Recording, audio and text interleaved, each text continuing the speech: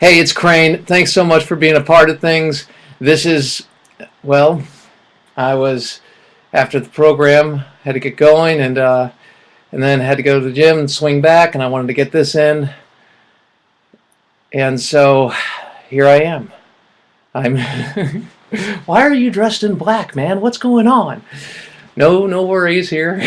I hope you all are having a wonderful Wednesday night, and I want to thank you for listening to the program. Brief recap. We went over what Rick Perry had to say in response to the release of the aliens, illegal immigrants. We detailed how we're still not getting the truth on that. We're working on it. Rick Perry was asked about, Governor Perry, pardon me, was asked about why he didn't accept the deal through Obamacare to expand Medicaid, and he made a number of good points. I also wanted to point out that a lot of people get this idea of Rick Perry for that one mistake he made, and it was a big one, sure, in the debate, in the sense of the scope of and the amount of people that saw it, and where he couldn't think of the third department that he wanted to get rid of. Now, if that's your view of Rick Perry, shame on you, because that's not the rest of the story. That was one moment, whether you agree or disagree with him. He's certainly competent, and he's a bright guy, knows how to handle things. In this interview, he was just lights out, and I loved how he took on these issues, pointing out that the Medicaid dollars that the government offers through Obamacare, a couple things. One, they're not there. They're not going to be there. He was talking about the debt. He goes, look, we can't afford this. The other part to this is, and this is what I've been talking about for some time, is the government dopes you up with these programs and then pulls out of the supply. And so now you have all these people that are part of these programs. It's a way to control from Washington. We don't have the dollars. And he was making some wonderful points, some great points about the 10th Amendment. Anyway, we'll play a little more of that for you tomorrow. We were joined by Peter Ferrara in the second hour. We were joined by James S. Robbins at the bottom of the first hour. He's wonderful. A piece he wrote on Hugo Chavez was great. We talked about the love the left has for the dictators. And it's a total blind spot, yet they can see everything when it comes to conservatives, especially conservative R's. Not that there are a lot of conservative D's, let's be honest. So, no, it's not about R's and D's, it's about accountability. And then I responded to some things that were going on Facebook, and that was at the beginning of the second hour or second half hour. And I want to say that, first and foremost, I am so honored that you all take the time to watch the program, listen to the program, however you're getting it. It's not a relationship I take lightly. I consider you, as you're listening to this, a part of it. And it means a great deal to me, and that's why we prepare so much for the program, and we want to bring you the very best. It's why God put it on my heart.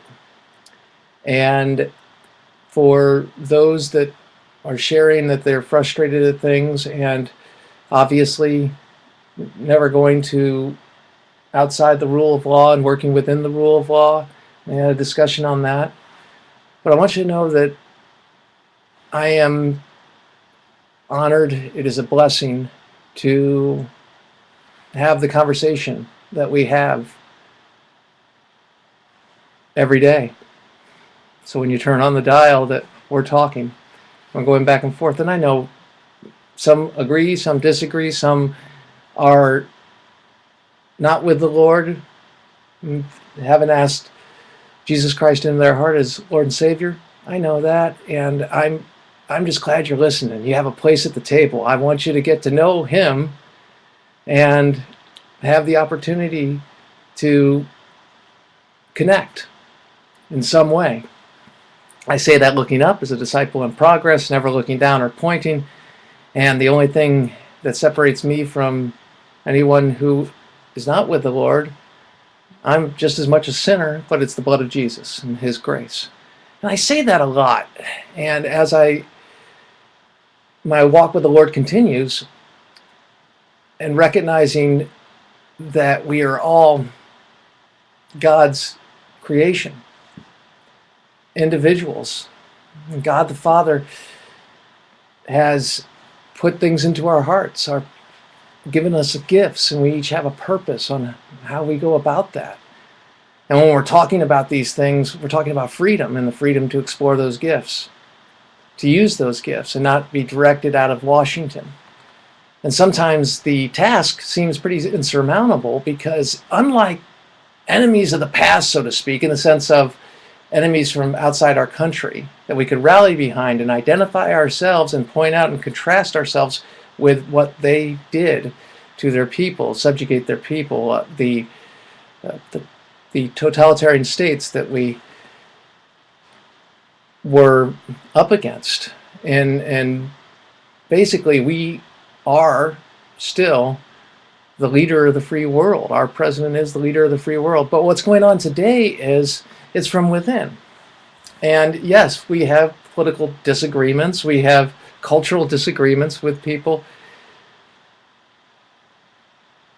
And it almost makes it more frustrating because we're talking about people, a split in our own country. And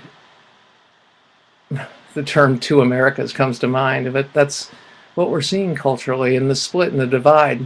And all the things that are said about conservatives, which hopefully also about Christians, hopefully we do our best to disabuse the audience members, you and those who may carry these beliefs, by just telling the truth and speaking truth in love and being salt and light, hopefully doing that. Hopefully giving you a chance during the day to catch up on everything and enjoy yourself as well.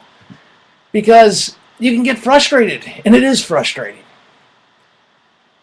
But that's a part of things. It's not just to stay in frustration, but it's to recognize, okay, wait a second, well, what can I do? Because you're not alone.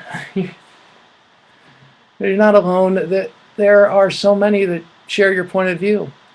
And there are so many who disagree with you.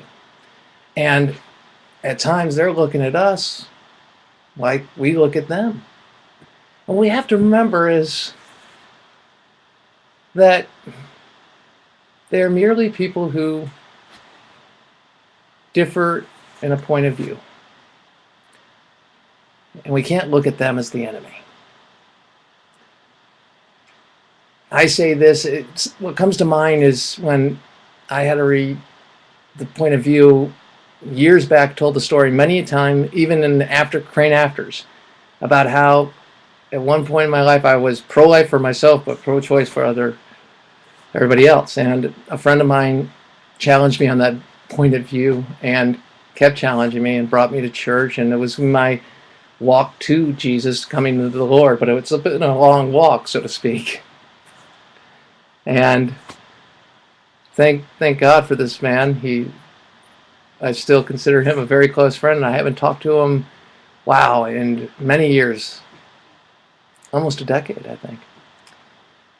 But with that in mind, he challenged me, and I had to defend it. I couldn't get away from the fact it's a life. So if it's a life, it's a life. Boom. I couldn't get out of that. And then I heard people talk about the exception. I used to have the exception, and I said, wait a second, but it's a life. And so why would I punish the child if it's a life? And obviously I've been pro-life 100% ever since, understanding that's a life. Now, in the exception, I was talking about rape or incest, by the way. Anyway, that took a conversation, that took a challenge, that took something in my heart to open up and share my point of view, but also he opened up and we had that back and forth in that exchange, and we talked about it, we engaged. And these are things that happen on a daily basis. And people are looking to do that. And it's not going to happen overnight. Now, that's an issue that the Supreme Court took away from the states. So we couldn't have that debate. We couldn't have that discussion. And that's how it's going to be really settled. I'd love a constitutional amendment, but we have to change the hearts and minds to identify what it is and use the gifts and the talents we have to do that. And to recognize that, in essence, it's out of our hands. So we can't change the hearts and minds. God can. We can present things and allow that to take place. And how you do that is living day in and day out. Aaron Free always says, show somebody how much you care, and they'll care how much you know. And that's a part of it too. There's also parts that you can do things. You can organize. You can get groups together and discuss these things. And that becomes a part of a movement. I mean, for example, how do you let your voice be heard when a company is not embracing the values that, or sharing the values that we have? Well, you make people aware of it. AFA.net, check it out. And you say, I'm not going to spend my dollars that way, and that has a way of sending the signal to the company, wait a second, maybe we should think about this. But there are ways to go about change. I don't want Nothing But Truth to be a place where you just gain in your frustration. I want you to gain in the information. I want you to gain in the knowledge that you have to address these issues and to learn about how people are going out and representing you, because it's not all bad. This is just a long struggle. And it's not something that's going to be won overnight, and it's going to be ongoing. We're dealing with 40 plus years of indoctrination, kids being inculcated with the notion that, well, multiculturalism, socialism in essence, attacks on the free market. We have Hollywood basically has written history. And they've gotten it so fundamentally wrong in so many cases. I mean, so that's what we're up against. We've got a media that's told the story one way, and till recently is now challenged, and things are beginning to change. That's pretty huge. These things take time. So I'm not saying let's be satisfied and walk away. No, I'm saying, look, there's a reason you're here. And there's a reason we do what we do day in and day out. Not about R's and D's. About accountability and living your values. Also recognizing that it's not up to us to change the hearts and minds in the sense of the minds and hearts changing. That's God. So what we can do is be ambassadors. That sounds hokey, but it's true. You can be ambassadors and go out there and, I mean, think about the Tea Party movement. What did they demonstrate? Well, certainly in 2010, they demonstrated a lot. That's why they were the most demonized, vilified group. They said they have to destroy the Tea Party because that's the base, that's the core. You may agree, disagree with them, but politically they're very effective. And when you saw people from within the Republican Party start accepting the narrative, the premise of what people were saying about the Tea Party, rather than saying, how dare you? And challenging the assumptions made by the left and the smears. Now you look at the Occupy Wall Street, and there you had what you had. So my point is, everything they said about the Tea Party actually took place in Occupy Wall Street. But you see this. But more people are seeing it. And we work within the system to change things. So I know how people will be frustrated.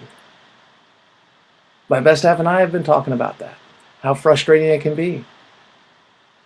Because you see people embracing policies that are actually harmful, not only to ourselves, but to our kids' future. And the loss of the American dream, because they're not looking to God to use their gifts, they're looking to the state, direct us. And you kill innovation. You do it two ways. One, that way, where you look to direct. The other is capital, funds, money, where it will be channeled. Will it be channeled in a free market way for the most efficient or best idea to go with what works? Or is it going to be channeled like the stimulus through politics, not addressing the issues? So, yeah, it's a tough one. And yeah, there are those of you going, I disagree with you, Crane. I get this stuff all the time. I disagree. How do you say what you say? I mean, what do you have to back it up? Well, I have history. I'm pretty comfortable backing it up. I don't mean that as being cocky. I mean that there's a reason. I know why I believe what I believe. But in that, I know how people can disagree. I know how they can see somebody like George W. Bush as they've characterized him. And I could look at somebody like President Obama and hear people characterize him in the same way George W. Bush was characterized and vilified and demonized. And that's not my goal. My goal is not, it's not about Barack Obama, no matter how much he wants it to be about I, President Barack Obama. No. It's about the policies. It's about exposing them and how it's done. Because if you look at how they're passing the legislation, how they're enacting these regulations, they don't have the American people saying, yes, that's it. The election wasn't a ringing endorsement of President Obama. There was a whole host of things going on. But the idea of this mandate, no. Well, what does that mean? That means a lot of people are out there and they want somebody to make the case. And they don't want socialism light. And you're not going to take on this statism that we're seeing by saying, we'll have a smaller form of statism, okay, and it'll be gentle. And worrying about how you're going to be characterized and mischaracterized. You do it by going out there and saying, here's what I believe, and here's why I believe it, and here's why it works. And you're challenging them, and you're getting people into the arena of ideas, and you're also standing up for what you believe in on a local level, going through the channels that we have, using our freedom, using our First Amendment rights, using our time to be informed about the issues, and living our values. But I can't do that. I can't even begin to do that without first and foremost going to God. Because every time I do, it comes back to me in frustration and failure, quite frankly. So I've got to get my mind directed and heart directed. I know I'm going on, and this was meant to be a very short, a quick one, but I do want you to know I can understand how it can be frustrating. And I do want you to know I'm honored that you all listen to this broadcast.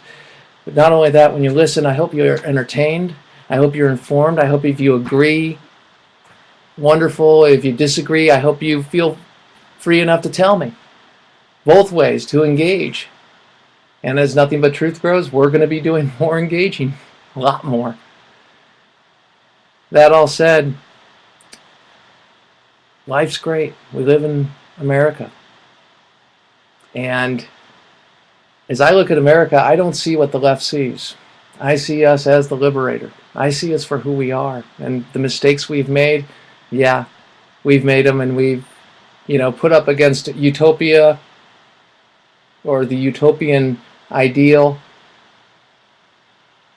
against perfect, if you will. No, we don't look as good as that, right? But put up against any other system, we look marvelous. And so I offer them a big bowl of be quiet. Not really, I want them to engage, but when they're not telling the truth about our history, they're going around apologizing for the United States. They are looking at the war on terror as some kind of desire to harvest the minorities, the disadvantaged, the economically disadvantaged for rich oil buddies, as they wrote the narrative or attempted to do so in the Iraq War as well as the front in Afghanistan, when they put national security on the altar of politics. So I'll take real history, what actually happened. I'll take Saddam Hussein being out of power. I'll take the fact that when we go back and look at Vietnam, the lesson from Vietnam was not to let the politicians take a victory and flush it and abandon our commitments. Read that book. Phil Jennings. Great book, Politically Incorrect Guide to the Vietnam War. And as we talk about these things and we engage, we're just getting started. And it's already having an impact. And that's great. So thank you for taking the time. Thank you for believing in nothing but truth. AFR Talk. It is a blessing and an honor, as always. And we'll keep going. And we'll keep working within the rule of law. And we'll keep I understand we're going to get frustrated at times. But that's just the beginning. And then it says, why are you frustrated? You're frustrated truly because you know things can be better. Why would you be frustrated if things were over? They're not. We got to make our case. I look forward to making it. Monday through Friday, 5 to 6:30, and longer, obviously, because I have CraneAfter and occasionally pre-Crane. And now I got to go see my family because I miss them. And they're wondering, they're saying, Crane, what's wrong? Maybe I need to take a shower too. Uh-oh. All right. Hey, everybody, thanks for being with us. Remember that God knows you. He created you. He has a plan for you. He loves you right where you're at. Live with honor in your life, compassion in your heart, and always keep the faith. We'll see you tomorrow. Or if it's tomorrow when you see this, we'll see you later today.